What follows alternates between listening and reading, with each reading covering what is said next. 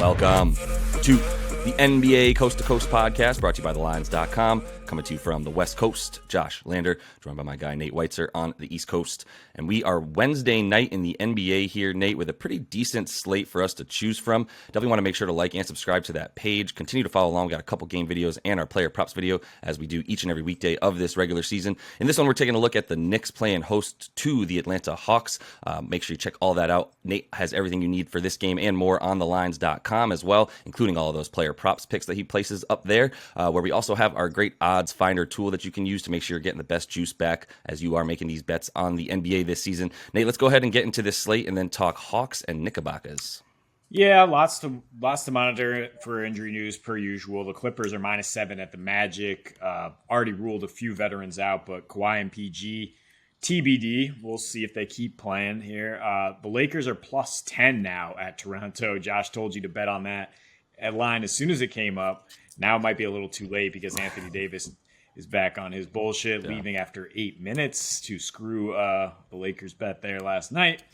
The Hornets +10 at Nets. The Hawks, a game we're going to talk about here, +2 at the Knicks with a total of 232. Pistons +10 at the Pelicans. The Wiz +5.5 at Bulls. Thunder +7 at Grizz. Kings +7 at Bucks. Pacers +5 at Wolves. Warriors +7.5 at the Jazz. And then the Celtics are -2 at the Suns. That's the other game we'll break down for you in our separate video here. But looking at Hawks and Knicks, two teams that are really struggling on offense right now. The Knicks have been competitive. I mean, I'm looking at the 11-game sample here since they gave a historic 145 to OKC. It's just completely uncharacteristic of a Tom Thibodeau team. They're only 5-6 against the spread in that span, but it's been a pretty tough stretch. And some of those losses, like close loss to Memphis, overtime loss to Portland, they really did battle down the stretch. It looked pretty good, and they're coming off a shutdown performance of Donnie Mitchell and the Cavs, which is showing you where their defense is at right now. In their last three, 6th in defensive efficiency, 5th in free throws allowed, 8th in three-point deep, 4th in paint points, even better than that on the year in paint points. Slow pace, 96.5 in those three since the collapse against OKC, pace under 98. So they're 7-4 to the under. They went under in 4 straight right after that one, and they've gone under in their last 3. The matchup with Atlanta tends to go under for sure. 8 of the last 10 have gone under when these teams meet. The only overs did not get to 230, though, 228, 225. This one was at 233. It's getting a little bit of juice bet down here. The last 8 meetings have had a pace of just 92.5, Josh. Atlanta scoring just 104. Atlanta won the first one this season at MSG by 13, total of 211. Knicks had a 99 offensive rating, almost a 1.5 to 1 assist to turnover ratio. Trae Young really struggled. DeJounte Murray picked them up, and Julius Randle and RJ Barrett both struggled. But I'm looking at that to turn around because they were being guarded by John Collins and DeAndre Hunter, who are both out for the Hawks here. The Hawks have just been, just like not, it looks nice in the box score when Trae and DJ get like 30 points each, but that is not, they're not playing winning basketball right now. Yeah. Jalen Johnson and AJ Griffin are promising young players, but throwing them in there instead of those two guys who are out, I think spells trouble for a Knicks team that's just much tougher than them down low right now. And you look at their recently, on the season, allowing the 5th most paint points, allowing the 3rd most free throws. That's exactly how New York is going to try to score, right? Both these teams suck from beyond the line. That's why you look at the under too. Neither team is getting to the free throw line that consistently. Neither team can hit a 3. And that's really where both defenses are vulnerable, right? Is giving up the 3 when the other team is able to work it around. So I think there's a reason we've seen under in 8 of the last 10 here, when these teams meet. And I think that you're going to see the Knicks keep it kind of, what'd you call it, a slobber knocker? Yeah. That's how they have to play under Thibodeau. And I think since that collapse against OKC on a Sunday a few weeks ago, they have been playing Tom Thibodeau ball, and that means definitely not 230 totals. Yeah, I think everything that you're saying is fair. If you're the Knicks, you're looking to make this a slobber knocker, a really just a sort of grotesque 90s style basketball. Bring it back. Bring back Charles Oakley, Charles Smith, and Patrick Ewing for this game, because I think that's the way that they have to play to beat this team. I think they know that. You mentioned both these teams are just so bad beyond the arc, and so there's really nothing to look at. I mean, the Hawks do limit teams in terms of their 3-pointers made and their 3 points attempted. They're pretty good there, but it's really down low that it seems like they're continuing to struggle. Points in the paint and opponents' points in the paint for the Knicks, both in the top 5, which is something that I think is going to be an issue for pretty much Clint Capella down there at this point. DeAndre Hunter and John Collins not being healthy, continuing not to be healthy. I mean, DeAndre Hunter not being healthy is the story of his career at this point, after he came out looking like he was going to be really promising. And he really did, when you look at the games that he's playing in and what their ability to limit the opponent around the wing, and even to a degree down low, as he is playing a lot of has been playing a lot of 4 for them. And when he and John Collins are in there together in that small ball lineup, that's a pretty formidable 4-5 with versatility in there. They don't have it, and DeAndre Hunter can't stay on the floor. John Collins, even when he has stayed on the floor somewhat this season, hasn't been utilized, continuing to have a super low usage rate, which was somewhat to be expected. I don't think DeJounte Murray coming through was going to mean more shots necessarily for John Collins, which has been the case this year, not getting the ball. And like you said, if Trey and DeJounte are going to continue to have 30 and 40-point games together, fine, but nobody else is scoring. When you look at the way that they lost to the Rockets, when both those guys combined for 75 points, and then you look at the distribution of points through, there were only 2 other people in double figures in that game, and a really, really bad loss that they were actually up by 16 in the third quarter. So there just doesn't seem to be a lot of sort of like gusto with this team. I know it's not really a measurable statistic here, but when you watch them play, especially on offense, the way that Trey is sort of taking the air out of the ball a little bit more than I think this team would prefer. Plus his 3-point shooting is just way down right now as well. And if Trey's 3-point shooting is down, this team's 3-point shooting is going to be down, especially when Bogdan has failed to get in there. I never get it right. Bogdan Bojanovic has just gotten back on the court 2 games ago and is obviously still trying to find a rhythm, barely getting 20 minutes a game. So yeah, everything. I don't have as much for the Knicks because they're just so goddamn inconsistent, and I don't know when they're going to come out and play defense. But the points that you've been making about the way that they've been playing in their last 3, and we're talking about 3 games that were at home, they handled business against the Cavs. The Bucks and Mavs were I hate Sunday basketball, by the way. That Mavs game, none of us are watching the NBA on Sunday at like 12:30 p.m. But that's when the Mavs went and handled the Knicks 121-100, and that comes down to once a paint defense. Luka got in there. He shot 9 field goals from inside 3 feet. Did Luka, and that's where they're done, right? That's where you're toast at that point. If they have a sort of an opposing guard who can back them down, or a versatile player who can sort of be 6'8", 6'9", but still dribble the ball, back you down, or take you going to the basket, that's when the Knicks are a lot more in trouble. They don't have John Collins, and they don't have DeAndre Hunter, the 2 guys that they would be looking to do that. And that's where the Knicks become a little bit more vulnerable, is around that 3-4 position. If you look at who scores the most of their points against the Knicks, it's from those positions, as Mitchell Robinson and Isaiah Hartenstein even have been really good down low, including Julius Randle's defense down low as well. When you look at all their individual defensive ratings, that's why they're protecting the paint so well. If they can't get to the paint, then they're just going to need to step out. Then the Hawks are going to have to continue to step backwards and get their shots outside the paint. If they can keep Trey out of the paint, then I continue to love them to be able to hang in this game. But definitely the under, as you said, none of these games hitting 230 over their last 8 or so. So you got to feel pretty good that trend continues at the Garden tonight. And a trend we're looking to kind of normalize is the Hawks home road splits. This season, in a smaller sample size, right, they're tending to go over more on the road and score more on the road, but the pace is faster at home. And the key stat here is they allow the 2nd most paint points at home, but on the road, slightly below league average. So, they're not going to be giving it up that easy against the Knicks down low, is basically what I translate to that. And then their offense is rough down the stretch because they're not getting the line. They're not hitting threes. So it's just like, where do you turn? And that's why they have the 4th fewest points per game in the 4th quarter. You want to translate that to an under, great, a live under, or just the Hawks losing. Maybe you want to combine that with the Knicks winning with solid D down the stretch, because Look, the Hawks are 6-21 last season as road dogs. They're off to a 2-5 start as road dogs. Only slight dogs here, but maybe they should be bigger because I mean the Knicks are inconsistent. The Hawks have been inconsistent against an easy schedule. Yeah, and Trey, particularly in his last 8 road games. I mean, this is pretty consistent with the larger sample size of last year. His efficiency's fallen off a cliff on the road. 107 offensive rating, -15 plus -4.5 turnovers per game, and not playing great defense either. So I think the Knicks, they've been through a little bit more of a gauntlet recently. Almost beat the Bucks at home. Facing the Mavs is always tough, depending on how they're shooting. So I think that they're a team I'm willing to trust a little bit more if you are going to bet one side here.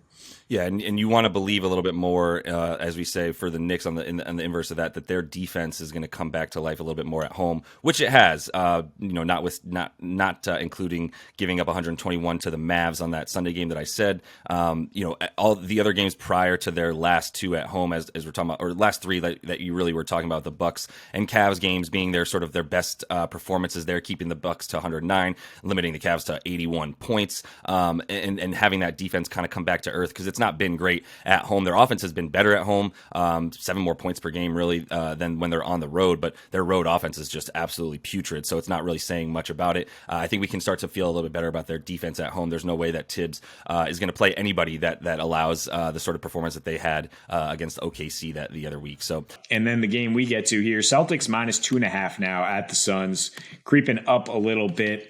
The total down 1 point from when I last checked at 230.5. I also do want to interrupt because if anybody is wondering, Nate, nobody's playing for the Warriors tonight. Make sure you check out who's in the lineup. Wiggs, Curry, and Draymond, all 3 are out for them. Classic. And that's kind of relevant to what we're talking about here. This is the 3rd game of a 6-game road trip for the Celtics, who play the Warriors on Saturday. That is their one trip to the Warriors after losing in the finals last season. So, I mean, this has a little bit of a trap game vibe. And not that the Suns are a team you're going to overlook, but it's just not as important. And we talked about in the context of them winning in Toronto on a back-to-back that, look, they're going to have to pick, they're going to need to win the games that are winnable on this really tough 6-game road trip.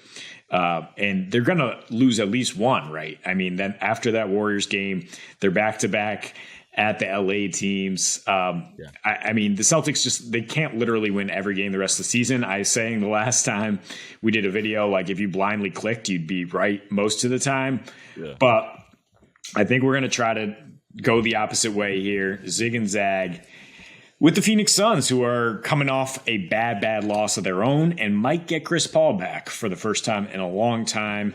He's been upgraded to questionable. He's been pretty much ruled out for a while. And this is their one home game before a 4-game road trip, including 2 in a row at NOLA, which is a really tough matchup for them with Grand Theft Alvarado playing the way he is. But looking particularly at this matchup, I mean, the Suns have won 2 in a row at home against Boston and really shut down the Celtics offense. And that's not that surprising considering how they guard the 3-point line, how they limit assist to field goal, assist to turnover ratio at home this season, 3rd lowest percentage of points given up off threes.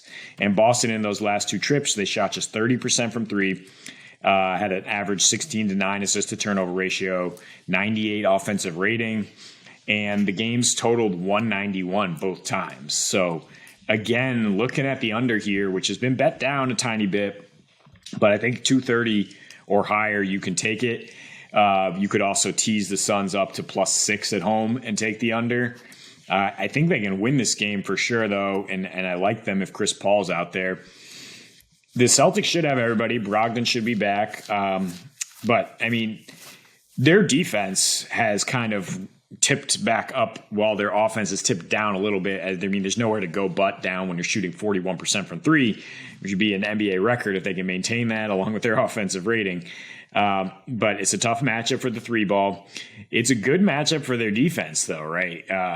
Because they limit free throws, they limit assist to turnover ratio, and on the road in particular, number 3 in 2-point percentage allowed, which is how the Suns score. They're not the best 3-point shooting team. They are the mid-range kings.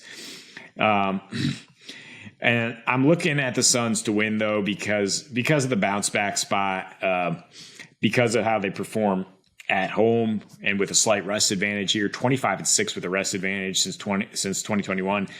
6-1 after a loss this season.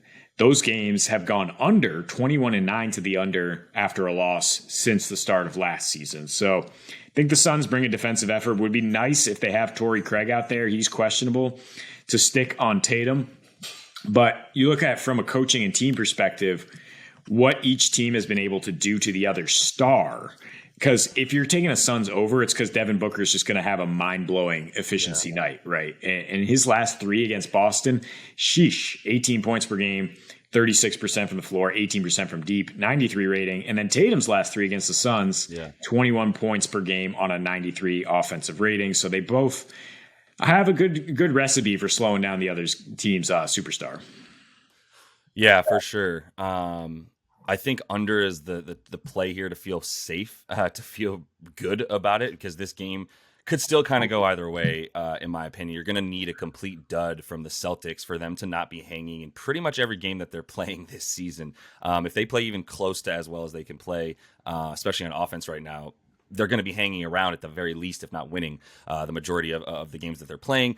The road splits for them, I think you can lean a little bit towards the under as well. I know the Suns are just an efficient offensive machine at home. It's kind of wild how good they are at home on offense, and not quite the same team on defense. They are in terms of their defense at home for the Suns. It's much better than on the road as well. So I mean, there's a reason that they're 12-2 at home this season and just 4-6 on the road. Whereas with the Celtics, yeah, they're not as good on offense on the road, but that's because you can't score 126 points per game every building you play in. They're just leaving that for home, I guess. It's beating teams by an average of 11.5 points a game right now at home. On the road, they're still winning. They're 9-3, winning by an average of 5 points per game. Their 3-point percentage only dips to 39.7 from 40.7 when they're on the road versus at home. And that Phoenix defense is all about limiting threes, right? It's if they're giving them up, their percentage that they allow is 37% to their opponent, the Suns. So it's not like they're limiting teams' makes. They're just limiting their attempts, and that's why their makes are down to the top 6 in the league, right? They're only allowing 11 made threes a game, but that's because they're only allowing 30 attempts a game, whereas the Knicks, being dead last, are allowing 40 attempts a game, right, from 3. So if you can, we've said it this season, we've said it talking about different teams who have sort of accepted the 3-point barrage that's happening in the NBA, and they just go, we're not going to try to stop you from making every single one. We just need to make sure you don't shoot as many as when you get down low, and that's kind of their philosophy on offense as well. I mean, they will take the 3-pointer if it's there, but they're definitely looking to move the ball around, get Devin Booker in space, and then allow him to cook, especially when Chris Paul's not in there. I think you have too much for the Celtics. You talked about the slight turnaround on defense for them as well, and that's going to be pretty huge in this game. If they want to go toe to toe with the Suns, they can, but I think that they realize that if they're not going to be able to shoot as many threes as they want, then they have to play a little bit better defense, right? Because if you're not going to get the same style of play on offense that they've been getting, pace and space and just threes, barrage of threes, because nobody can stay in front of both of these guys at the same time in terms of JB and Jason Tatum, then yeah, you're going to have guys open on the wing, and I think they'll get they'll have a few more threes than maybe most teams against the Suns, but that limiting factor for them I think is huge in how that they'll play on offense. The other thing that I would add to allow to feel good about the under here is sort of the way that Phoenix limits and they get a lot of points of turnovers and they limit things like that, but so do the Celtics. They get back on defense. We've talked about their transition D being really, really, really good, getting back and limiting points off turnovers, which is what the Suns want to do, is get points off turnovers. Second chance points as well. I give a little bit of advantage obviously to Phoenix without Rob Will in there, but I think that's okay as well when Boston's 2-point defense continues to be as good as it is inside the arc and inside 15 feet, even in terms of opponents' points in the paint. So yeah, I'm not really going to bet against the Celtics yet. I know that this would be the moment to sort of get ahead of it, but the fact that Booker doesn't play well, and that's going to, if Tatum doesn't play well, there's plenty of options. Booker doesn't play well, I'm not really sure I want to rely on Campaign to be the focal point of the offense. You're right. I mean, if Chris Paul is not playing, I don't think you feel super confident about the Suns winning this game, but they are great at home. There are plenty of numbers to suggest that they will bounce back from a loss. And you talked about their defense and DeAndre Ayton being the kind of big man that it's tough to get in rotation and tough to beat on those pick and rolls. And he has a great defensive rating his last few against Boston. Interesting that they haven't really faced Boston since the Boston became a monster at the turn of the year last year. The Celtics actually, like, one of their few wins while they still sucked at the end of 2021 was against Phoenix at home towards the end of that year. But yeah, so I mean, some of their awful offensive numbers are partly because they couldn't get it together. But at the same time, I think that's why Chris Paul plays. I think that's why the Suns come out and Mikal Bridges takes on the challenge of guarding Tatum and Brown, and that they're going to bounce back here. So yeah, I mean, we're really just kind of having some fun with it, trying to predict the Celtics decline here. But I think if you're serious about the bet here and you want to put some heavy units, I think under makes a lot more sense when you talk about all those home road splits and the fact the Celtics are 11-2 to the over at home and now 3-8 to the under on the road, going under by 1 point in Toronto. Also would have gone under in 3 straight if not for that Jaylen Brown miracle bank. They would have averaged just 214 total in their last 3 games here. So I think under is a good play. Yeah, agreed. And lastly, I would say if Chris Paul does play, I like the under more as well.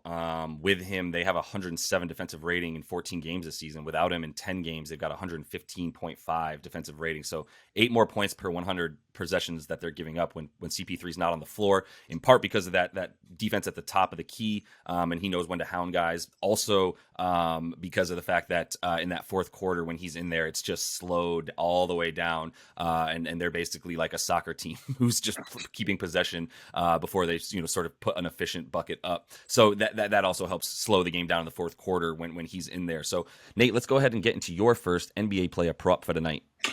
Yeah, our MVP last year, DeMar DeRozan, and he's back home after a 6-game road trip where he was lighting it up again. 30% usage rate, 26 points per game. Nice peripherals too, 5 rebounds and 6 assists.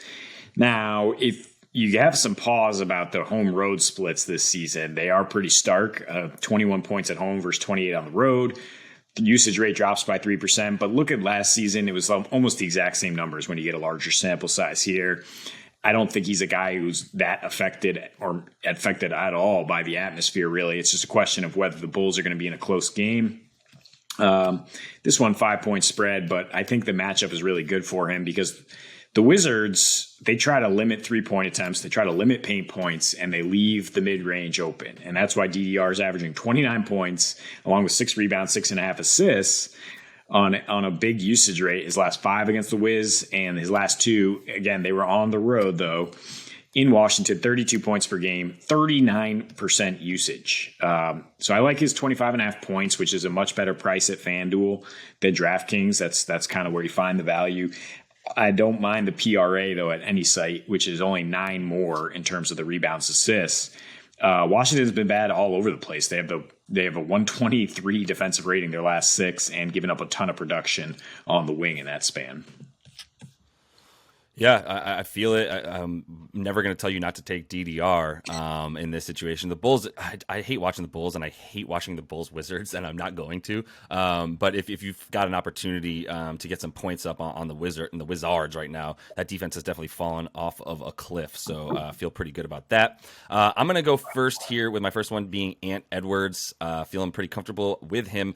I'm going all PRA in this one, 35.5 for him in a game that's going to have a lot of possessions as they're playing the Indiana Pacers. These are the 2 teams with the fastest lineups in the NBA this season. Karl Anthony Towns is still out, which is a big reason. I mean, Taurean Prince is out as well. He's been out for a bit. There's a big reason that I feel good about Ant's production tonight. The last 2 games without Cat, versus Memphis, versus OKC, 27.5 points a game, 4.5 assists, 3 boards. All those numbers down with him. Actually gets a few more boards with Cat out there, probably boxing out for Ant to get in and get those rebounds. But 4 more minutes a game, pretty much the same usage, but still very high at about 28% this season. And like I said, it's a game against Indiana. He's going to be the focal point of their offense, as he was versus Memphis and OKC, where he compiled the 55 points that he's got in those 2 games. And their defense is just bad. I mean, over their last 10 especially, they're allowing 118 points a game to their opponents,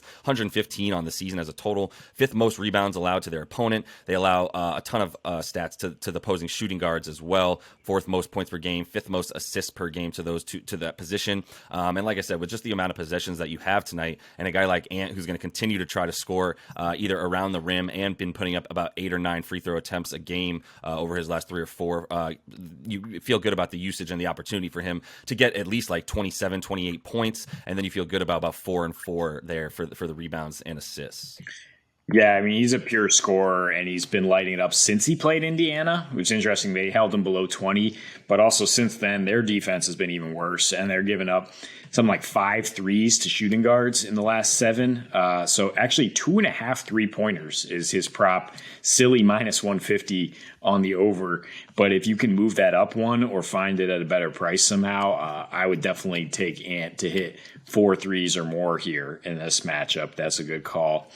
Tough matchup, it would seem, for Domantas Sabonis and the Kings, but their offense is traveling. It's good everywhere, and he's actually been a little more productive on the road, again, because they get into closer games. They're 7-point dogs here in Milwaukee, and Milwaukee had been targeting recently, saying that, look, their interior defense is bound to regress. It was the best in the league by far. It's not been as good the last couple weeks. They're actually giving up the 6th most paint points in their last 3. They're giving up the 2nd most assists to power forwards. And Sabonis is a guy who can fill up the peripheral stats and has recently against Milwaukee, 22, 5, and 7. When he was with Sac, he had 37 rebounds his previous 3 with the Pacers. So he's not a guy I just want to take the pure points. He can have such unique lines, if you will. 17.5 rebounds assists is good. 11.5 rebounds gets you plus money, or the full PRA package in his last 6, averaging in what adds up to 35 PRA, and that's where his prop's at. His lowest output was in a blowout win at the Clippers, where he still had 24 points and just only played 26 minutes. So on the road this season, those PRA numbers go up to 36. His usage rate goes up to 22%. And I think he'll be boarding up enough against the Bucks offense that isn't that great, and therefore is 19th in defensive rebounds allowed on the other end. Yeah, for sure. I mean, Domantas, baby. God, I love Doma right now so much. I think Kings fans feeling pretty good about the way that trade has looked. He's actually got like the 15th most assists in the league over the last 10 games or so, not going even further back than the 6 that you're talking about, where he's just filling up every single category. You just take the PRA and know that he's either getting 20 points and like 11 boards, which means he's going to continue to get those assists, or he's getting a few less points and attack on a few more assists, but he's getting the ball in the post, and they're playing off of him, whether he's pick and rolling with De'Aaron Fox or doing sort of a dribble handoff with De'Aaron Fox as well. It all looks really, really good with both these lefties playing together. So I'll take all of the stats for Domas each and every time for sure. I'm going to close things out here with something that might be a little surprise for you, Nate, but Jason Tatum going under 28.5 points. He hasn't done that against the Suns. We talk about this being an opportunity to pick against the Celtics, which doesn't happen very often, so you might as well try to do it when you can. But in his last, I don't know, ever against the Suns, he's never had more than 26 points scored against them. He does board up. I'm not really gonna focus on those peripherals, but the way that the Suns play defense also just lends itself to being able to stop Tatum. They limit threes to it extremely well, 3rd best in the league. In terms of either small forwards or power forwards, this is the strength of their defense and their team, and has been for the last last 2 to 3 seasons with like just a bevy of defensive wings that all stand 6'7" to 6'10", right? Hopefully Torrey Craig plays tonight to help out my prediction here, because if he does, I feel a lot better about it. But they're second best, whether it's small forward or power forward, they're second best in limiting points, rebounds, assists to all those guys. So if Tatum's going to be at 28.5 because it's Jason Tatum tonight, I'm going to feel a little bit better about going under. It's minus 105. It's pretty much even money to get him under 29 points tonight, as opposed to minus 125 for him to get 29 or more. So I would just take the juice on that, knowing that there's probably some defense to be played tonight in a game that we also like the under. Wow, Josh trying to get extra sharp here. Good luck. Everything I know about Tatum the last few years in terms of trying to project that into what's going to happen this year. Like, Miami shuts him down, then he has 49. He is just he's on an MVP pace. I mean, he's top 3 any way you slice it. I'm not going to bet against him regardless of the matchup. But if he does go under, maybe this is the spot. Mikal Bridges and company, pretty tough.